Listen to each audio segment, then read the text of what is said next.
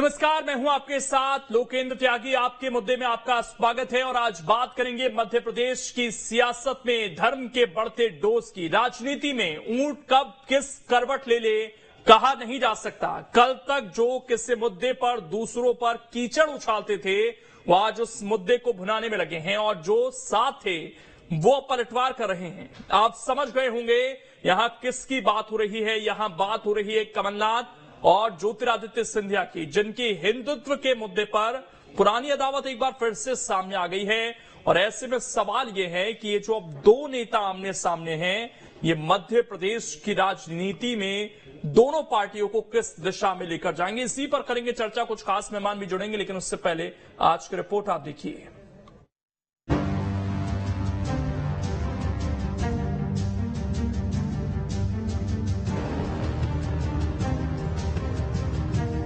मध्य प्रदेश की राजनीति में इन दिनों खुद को सबसे बड़ा हिंदू बताने की होड़ मची है। सत्ता पक्ष से लेकर विपक्ष तक खुद को इस सांचे में ढालने में लगा हुआ है। कोई कथा करवा रहा है तो कोई मंदिर जा रहा है तो कोई नए नए धार्मिक लोक बनाने में लगा हुआ है। जाहिर है बात धर्म की है तो राजनीति होगी ही। सो मोहब्बत की दुकान वाले कमलनाथ ने सॉफ्ट हिंदुत्व का चोला ओढ़ लिया है तो फिर श्रीमंत कहां पीछे रहने वाले हैं। संसद में अविश्वास प्रस्ताव पर बहस हो रही थी और उन्होंने बिना नाम लिए कमलनाथ पर वार कर दिया। हमने छिंदवाड़ा में कोई ऐसी बांगी की बात नहीं करी। आपने मीडिया में सुना, सबके विचार होते हैं, सब जहाँ जाते हैं अगर लोग उनसे पूछते हैं, आज 82% हमारे देश में हिंदू है। तो ये कौन सा राष्ट्र है? यज्ञ बहुत आयोजित किए जाते हैं। कोई राजनीतिक दल पहली बार अपने मैनिफेस्टो में राम वनगमन पथ की घोषणा कर, पर मैं मानता हूं कि देश की जनता सब कुछ जानती है और इनके मुखौटे जनता ही उतारी। सिंधिया ने शुरुआत की तो बीजेपी के कई नेता भी एक्टिव हो गए। बीजेपी महासचिव कैलाश विजयवर्गीय ने तो यहां तक कह दिया, धार्मिक आयोजनों से कुछ नहीं होने वाला, कमलनाथ छिंदवाड़ा भी नहीं बचा पाएंगे। हम ही लोग कथा और भंडारे करते थे, पर हमारे अच्छे गुण को अगर कमलनाथ जी ले रहे हैं तो उसको ईमानदारी से लें। जैसे उन्होंने अभी जब बागेश्वर धाम वाले गुरु जी आए तो झाबुआ में कह दिया कि मैंने नहीं बुलाया उनको, उन्होंने इच्छा व्यक्त की कि आप मैं छिंदवाड़ा में कथा करना चाहता हूँ। किसी दुपली में ऐसी नहीं। साफ है कि कमलनाथ के खिलाफ सियासी लड़ाई के लिए बीजेपी ने महाराज को मोर्चे पर खड़ा कर दिया है और महाराज भी तैयार हैं 5 साल पुरानी अदावत में एक नया अध्याय जोड़ने के लिए। बस इस बार मुद्दा बदल गया है, प्रतिद्वंदी वही है। Team news state. और चर्चा करने के लिए खास मेहमान इस वक्त हमारे साथ जुड़ गए हैं। सबसे पहले परिचय करा देता हूं, डॉक्टर सत्यप्रकाश शर्मा जी हैं, वरिष्ठ पत्रकार हैं। पंकज चतुर्वेदी जी हैं, प्रवक्ता हैं बीजेपी के। और आनंद जाट जी हैं, प्रवक्ता हैं कांग्रेस के। आप तीनों का बहुत बहुत स्वागत है। आनंद जी, ये कहा जा रहा है कि एक मुखौटा आप लोगों ने चुनाव के पास पहना है और जनता उसे उतारने का काम करेगी, और ये बात उन व्यक्ति की तरफ से कही गई है जो आज से कुछ साल पहले कांग्रेस पार्टी का हिस्सा थे। साल पहले कही गई अपनी बातों के खिलाफ आज बातें कर रहे हैं। उनकी बातों को मध्य प्रदेश की जनता कितना विश्वसनीय मानती है तो आने वाला वक्त बताएगा। बहरहाल जो आपने प्रश्न पूछा है मैं उस पर बात करूंगा कि आज 15 अगस्त 1947 से आज तक भारत देश में कांग्रेस के जितने भी प्रधानमंत्री रहे हैं सब सनातन धर्म को मानने वाले रहे हैं। साथ ही मैं एक बात और कहता हूं कि मध्य प्रदेश और देश की जो मैं जब कभी भी कांग्रेस की सरकारें रही हैं तो धर्म सुरक्षित रहा है, धर्म की बेटियां भी सुरक्षित रही हैं और ये हमने 1947 से आज तक दिया है, इतना सुरक्षित वातावरण दिया है। भाजपा के नेता ही आए दिन आकर कहते हैं मध्य प्रदेश में कि लव जिहाद हो रहा है, यानी कि धर्म की बेटियां सुरक्षित नहीं है। भाजपा भाजपा के ही नेता कहते हैं कि धर्मांतरण हो रहा है, यानी कि धर्म सुरक्षित नहीं है। तो ऐसी सरकार को जो धर्म से विमुख हो गई है उसे बदल देना चाहिए। महाकाल लोक में घोटाला करने वाली सरकार, अच्छा कांग्रेस की सरकार जब जब रही है तब तब जो है भारत में धर्म सुरक्षित रहा है। और इन सब चीजों के साथ ही आप जैसे कमलनाथ जी के बारे में आप बात कर रहे हैं,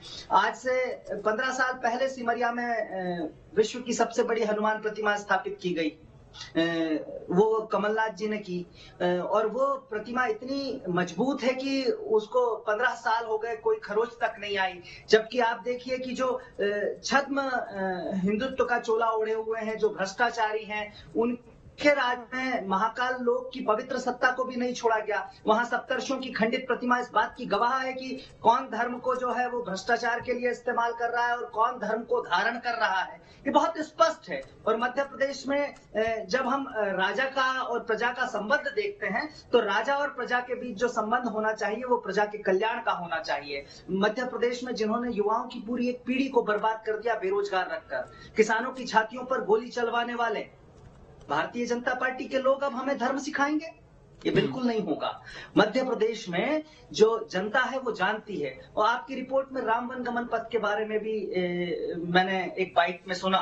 राम वन गमन पथ जो है वो छत्तीसगढ़ में बनकर तैयार हो रहा है और मध्य प्रदेश में अभी कमलनाथ जी की सरकार होती तो बन चुका होता। मध्य प्रदेश में राम वन गमन पथ के साथ बच्चे बच्चे को ये बताने वाले कि प्रभु श्री राम के पवित्र चरण मध्य प्रदेश की धरा पर भी पड़े थे, ये कॉन्सेप्ट लाने वाले कमलनाथ जी ही थे। पंकज जी, ये अगर दूसरी पार्टी धार्मिक कोई कार्यक्रम कराने लग जाए या आप जैसी बात करते हैं वैसी बात करने लग जाएं, तो ये आप इसे बदलाव के तौर पर कभी देखते हैं, कभी कहते हैं कि ये मुखौटा है।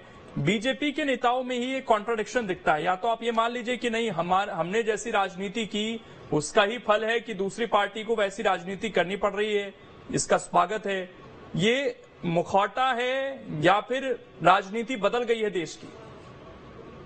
देखिए लोकेन जी, कांग्रेस पार्टी हो या कोई और भी अन्य व्यक्ति जो हिंदू धर्म को, सनातन परंपरा को मानता हो, यदि वो पूजन पाठ करता है तो उसका अधिकार है। भारतीय जनता पार्टी ने तो कभी भी कमलनाथ जी की कथा पर आपत्ति नहीं दी। लेकिन प्रश्न कब खड़े होते हैं लोकेंद्र जी, कि जब ऐसी कथाएं चुनाव के 2-3 महीने पहले होती हैं। कमलनाथ जी के मेरे पास अभी वीडियो है, जिस वीडियो में वो मुस्लिम समाज के लोगों से अपील कर रहे हैं कि एकजुट हो जाओ, और यदि हिंदू का वोट तो बीजेपी को वोट और मुसलमान का वोट तो कांग्रेस को वोट। ऐसा कमलनाथ जी का वीडियो है, जो उनके बयान को कोट कर रहा हूं, जो कमलनाथ जी कहते हैं। इस मोबाइल में रखा हुआ, वायरल है, सबके पास, कोई भी देख सकता है। तो वही कमलनाथ जी जो आज सनातन परंपरा, पूजन पाठ की बात करते हैं, वो क्यों मुस्लिम समाज में जाकर वैमनस्य की बात करते हैं? कमलनाथ जी और यदि कांग्रेस पार्टी को हिंदू और हिंदुत्व की समझ होती, वसुधैव कुटुंबकम, यानी पूरी धरा हमारा परिवार है, प्राणियों में सद्भावना हो, विश्व का कल्याण हो। लोकेन जी, कौन सा ऐसा धर्म दुनिया में है जहां पशु पक्षी, पेड़ वृक्ष, पहाड़ पर्वत, शंकर कंकर कंकर शंकर कहा जाता है? और प्राणियों में सद्भावना की बात करी है, कभी हमने कहा कि जातियों के आधार पर बात की गई? और यही भारतीय जनता पार्टी का नारा जो आज के परिप्रेक्ष्य में सिद्ध होता है, वो है सबका साथ, सबका विकास, सबका विश्वास और सबका प्रयास।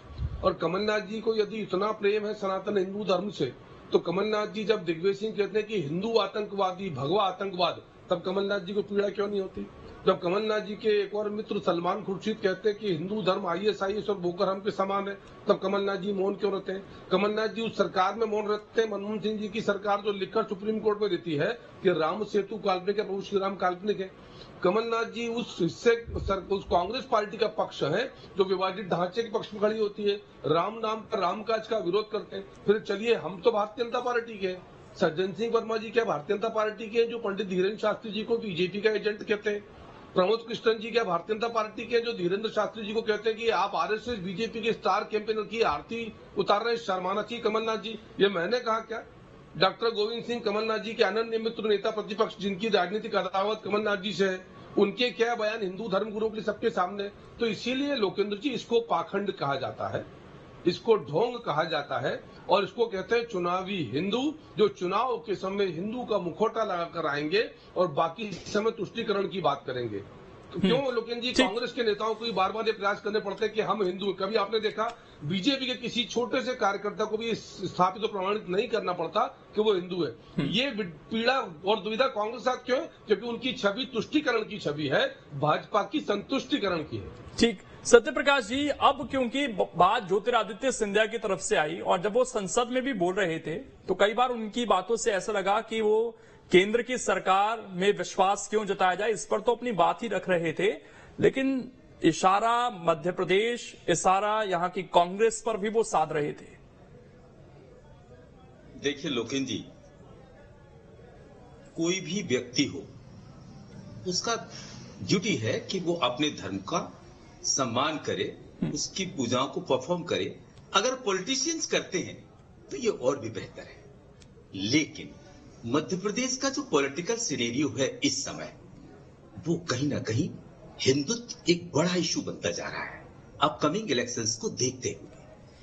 और भारतीय जनता पार्टी 1980 से जब से इसका जन्म हुआ, वो अपने उस एजेंडे पर रिजिड है, वो आज तक चलती आ रही है और आज बड़े मुकाम पर है कि उसने केंद्र में 2 बार अपनी स्वयं की दम पर सरकार बना ली है। ऐसे में जब 82% से अधिक हिंदू देश में है और ये एजेंडा उसका सफल हो रहा है भारतीय जनता पार्टी का, तो कांग्रेस में एक लीडर जो मध्य प्रदेश से है, कमलनाथ जी, वो एक ऐसे लीडर बन के रूप में उभर रहे हैं कि उस एजेंडे को उन्होंने अपनी तरफ लिया है। हालांकि इसमें मैं ये नहीं कहूंगा कि उनकी भगवान श्री हनुमान जी के प्रति या हिंदू धर्म के दूसरे देवी देवताओं के प्रति श्रद्धा नहीं है, उनकी श्रद्धा के कई प्रमाण हैं, लेकिन एक सोशल इन्फ्लुएंशियल लीडर यानी रिलीजियस लीडर धीरेन्द्र कृष्ण शास्त्री की कथा, जिन पर अभी तक ये आरोप लगते रहे हैं कि वो भारतीय जनता पार्टी के साइड से बोल रहे हैं या हिंदुत्व का जो नारा दे रहे हैं कि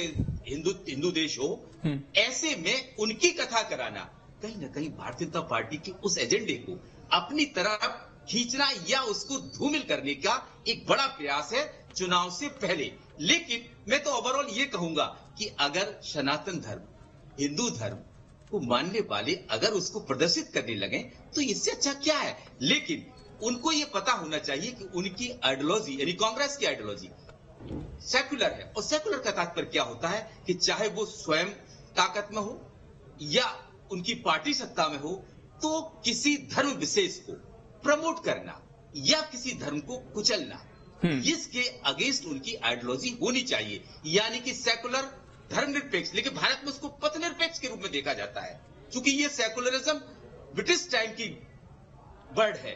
तो इसलिए ऐसे में सेकुलरिज्म पार्टी का कोई लीडर अगर किसी धर्म विशेष को प्रमोट करता है तो ये मान के चलिए कि कहीं ना कहीं वो भारतीय जनता पार्टी के उस प्रभाव से को कम करने या अपना हिंदुत्व का एजेंडा यानी सॉफ्ट हिंदुत्व का एजेंडा चुनाव में ले जाने के लिए कहीं ना कहीं भारतीय जनता पार्टी को बड़ी ठेस देने के या चोट देने के प्रयास में। आनंद जाट जी, एक सवाल ये भी पूछा जा रहा है कि चलिए आप ये कह रहे हैं कि हम तो भाई सनातनी हैं, कमलनाथ ये कह रहे हैं कि 82% इस देश में अगर हिंदू रहते हैं तो हमें समझ जाना चाहिए कि देश किनका है।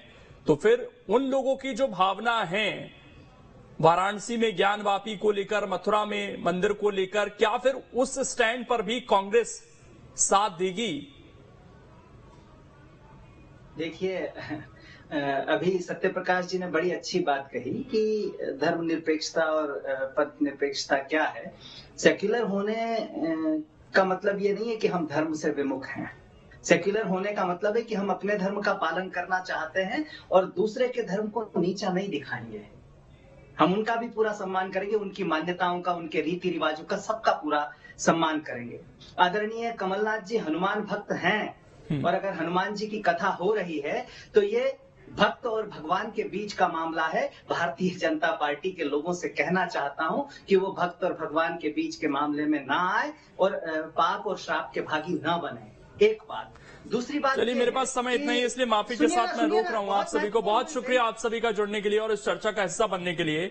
तो फिलहाल सियासत लगातार जारी है मध्य प्रदेश में इस मुद्दे को लेकर और अब इसमें एंट्री ज्योतिरादित्य सिंधिया की भी हो गई है। फिलहाल छोटा सा ब्रेक, खबरें लगातार जारी है।